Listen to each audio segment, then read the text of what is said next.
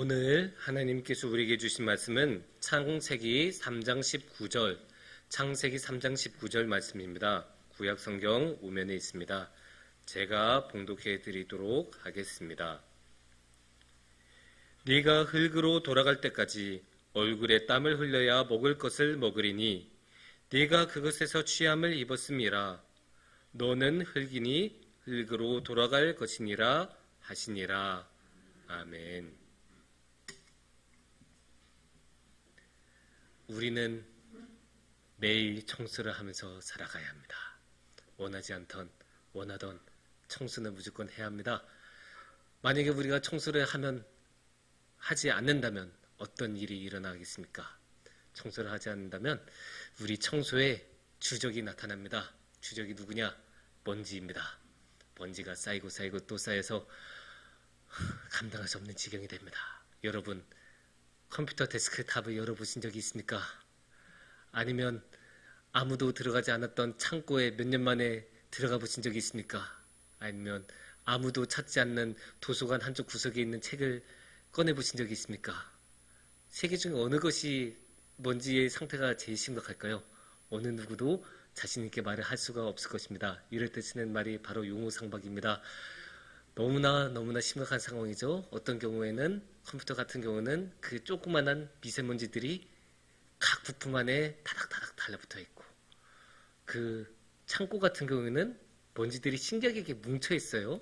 뭉쳐서 이 조그만한 입자들이 이상하게 이렇게 큰 뭉치를 형성하죠. 도서관에 있는 책들은 왜 심각하냐? 도서관에 있는 책들이 심각한 이유는 먼지가 때처럼 달라붙습니다. 책에. 그래서 종이에서 아무리 빡빡 밀어도 더 이상 떨어지지 않아요. 그만큼 먼지는 심각합니다.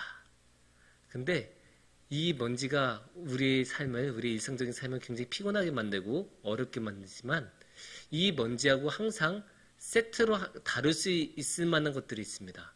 동일하지는 않지만 같이 한묶음으로 다룰 수 있는 것들이 몇 가지가 있습니다. 첫 번째는 흙입니다. 흙을 보면 흙은 그래도 먼지하고 좀 다르지 않나요? 먼지하고 다르게 흙은 그래도 스물지 않습니까?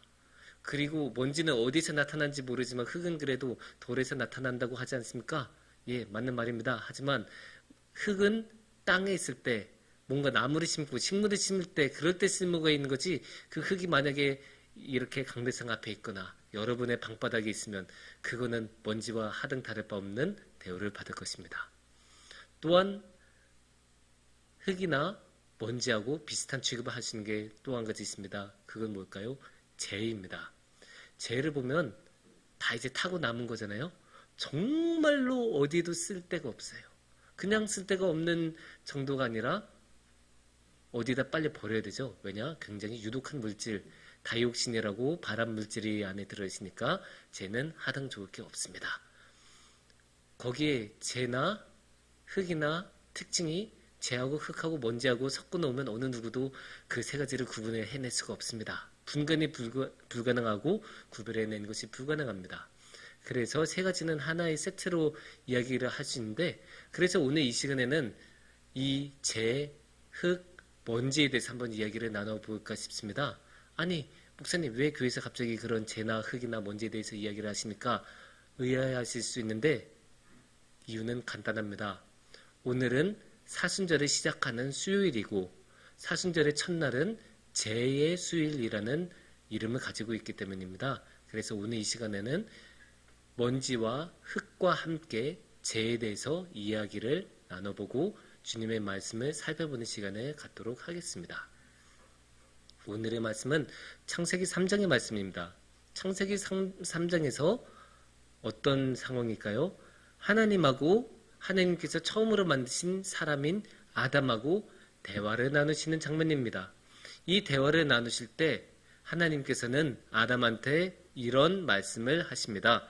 3장 19절을 보시면 내가 흙으로 돌아갈 때까지 얼굴에 땀을 흘려야 먹을 것을 먹으리니 내가 그것에서 취함을 입었음이라. 너는 흙이니 흙으로 돌아갈 것이니라 하시니라 라고 합니다. 여기서 이 말씀에서는 참 중요한 게, 이 말씀에서는 사람이 무엇인지에 대해서 하나님께서 말씀하고 계십니다. 그렇다면 하나님은 사람을 무엇이라고 말씀하실까요? 하나님께서는 사람을 흙이라고 이야기하십니다. 사람이 흙이다. 아예 동일한 것으로 말씀하십니다. 너무나 명확하게 말씀하시죠. 오늘의 말씀을 보면 너는 흙이니 이렇게 이야기를 하고 있습니다.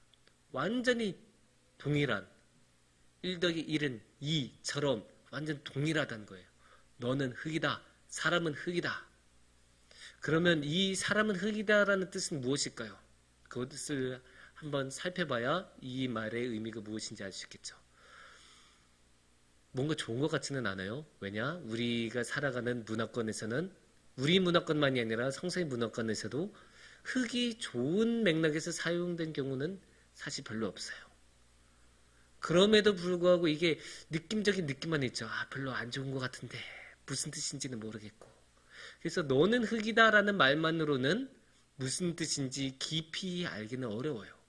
하지만 하나님께서는 아주 결정적인 그 다음 말씀을 하십니다. 그래서 그 다음 말씀을 봐야 돼요. 그 다음에 뭐라고 하시냐? 흙으로 돌아갈 것이니라. 이 말씀하십니다. 흙으로 돌아갈 것이다. 아담아, 너는 흙으로 돌아갈 거다. 이 말씀을 하십니다. 그리고 아담이 흙으로 돌아간다는 것은 아담의 모든 후손인 그 이후의 모든 사람들도 흙으로 돌아갈 것이라는 말입니다. 그러면 이 흙으로 돌아간다는 것은 어떤 의미를 가질까요? 일단은 사람의 미래를 예정이 되어 있다. 예정이 되어 있다는 말은 좀 이상하고 그 결말이 보인다, 끝이 보인다 이렇게 끝날 수밖에 없다라고 말을 할 수 있습니다. 그러니까 사람은 흙이 될 수밖에 없다.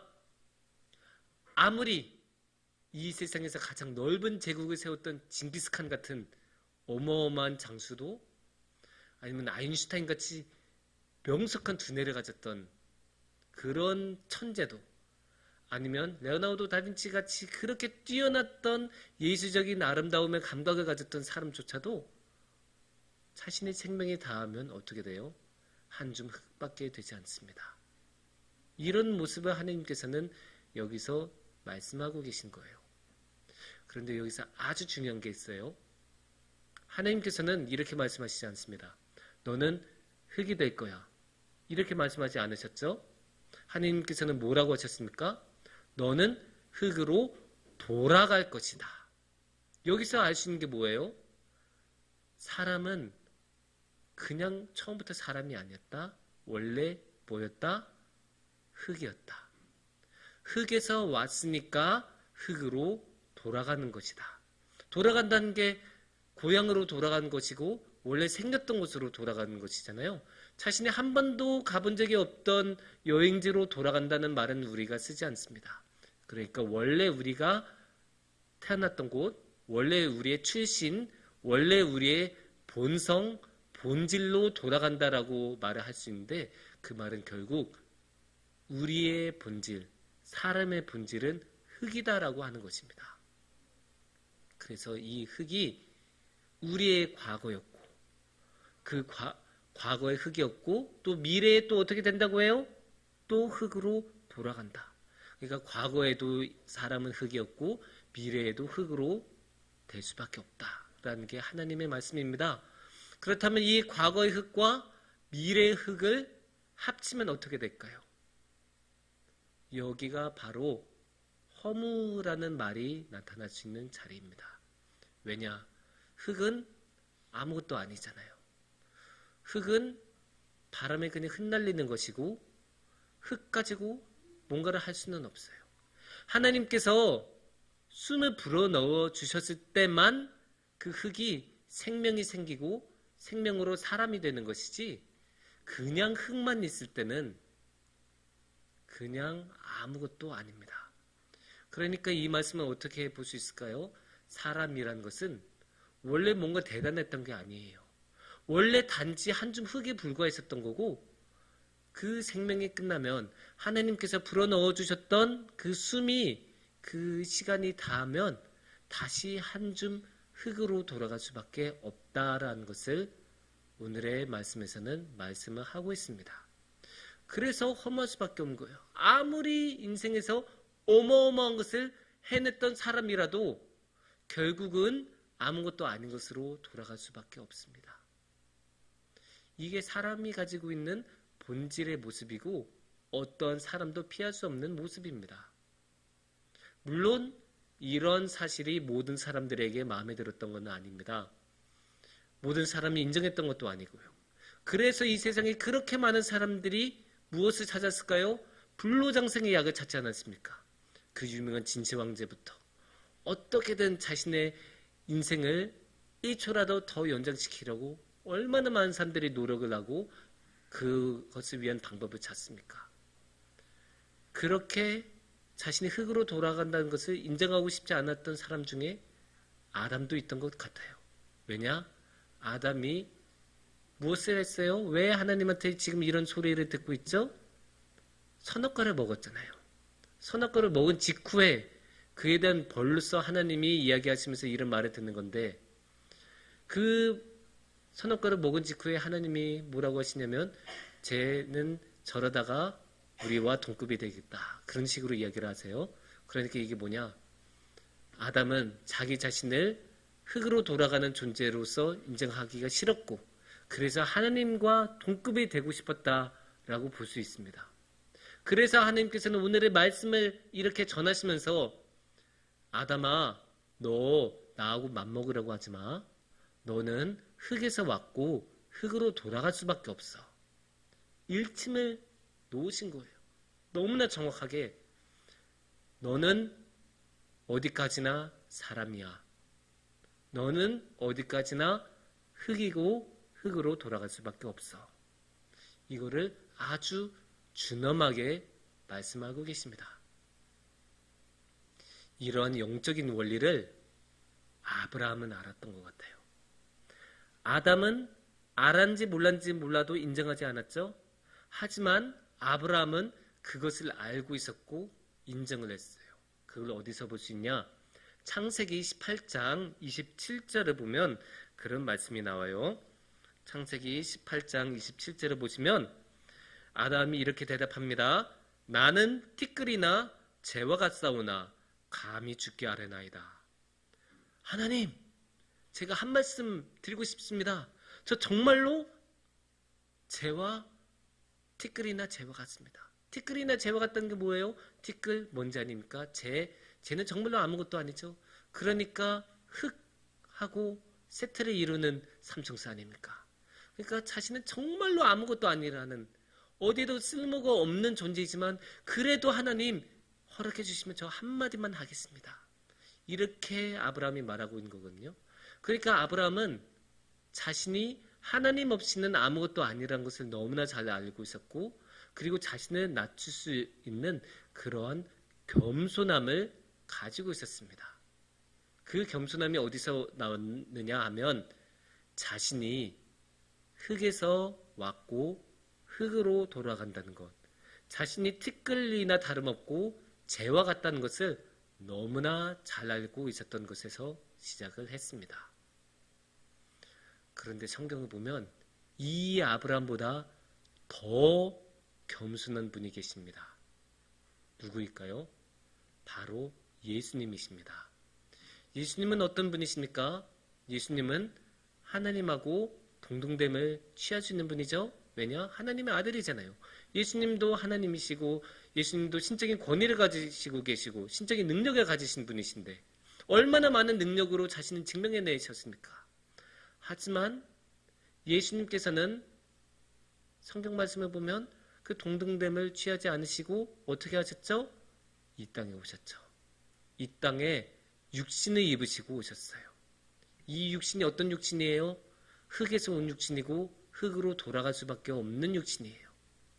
그러니까 이 말은 무엇이냐면 예수님께서는 재와 흙과 먼지의 세계로 스스로 들어오셨다는 거예요. 어느 누구도 시키지 않으셨어요. 어느 누구도 그것을 요구할 수도 없어요. 또 예수님 입장에서는 그럴 필요도 없으셨어요. 그러지 않으셔도 예수님은 잘 지내시고 기쁘게 행복하게 지내셨을 거예요. 그럼에도 불구하고 예수님은 굳이 육신을 입으시고 이 재와 흙과 먼지의 세계, 수고를 해야만, 땀을 흘려야만 먹을 것을 얻을 수 있고, 언젠가는 그렇게 땀 흘려 그렇게 쌓아놓았던 모든 것이 사라져버리는 그 허무의 세계로 직접 들어오셨습니다. 왜 그렇게 힘든 일, 번거로운 일을 하셨을까요? 이유는 간단합니다. 우리를 사랑하셔서, 우리를 너무 사랑하셔서, 우리가 흙으로 단지 돌아가서 사라져버린 것을 예수님께서는 원하지 않으셨습니다. 우리가 허무 속으로 사라져버린 것을 예수님은 원하지 않으셨습니다. 그래서 예수님께서는 이 죄와 흙과 먼지 세계로 들어오시고, 그렇게 들어오신 것으로도 모자라서 자기 자신을 완전히 태우셔서 스스로 죄가 되고 쓸모없어지기까지 십자가에서 매달리신 것을 선택하셨습니다. 그래서 예수님께서는 우리에게 그렇게 사랑을 주셨고 우리에게 구원을 주셨습니다. 스스로 불태워서 죄가 되면서까지 우리를 구원해 주셨습니다. 사랑하는 성도님들, 우리가 살아가다 보면 하루하루가 너무 바쁘고 힘들 때가 있습니다. 그렇게 너무나 바쁘고 힘들면 아무것도 생각이 나지 않고 기도 한번 하기 힘들고 성경 한번 읽기 힘듭니다. 바쁠 수 있고 그럴 수 있습니다. 당연히 충분히 이해합니다. 그럼에도 불구하고 우리가 우리 자신이 흙에서 왔다는 것, 그리고 흙에서 돌아갈 수밖에 없다는 것만큼은 기억했으면 좋겠습니다.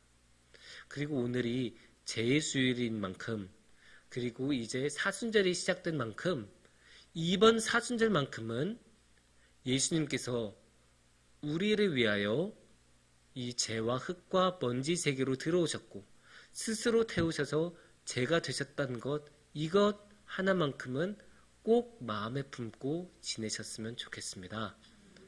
그렇게 마음에 품고 지내실 때 우리 주님께서 함께 해주시는 놀라운 복이 충만할 것입니다. 함께 기도하겠습니다.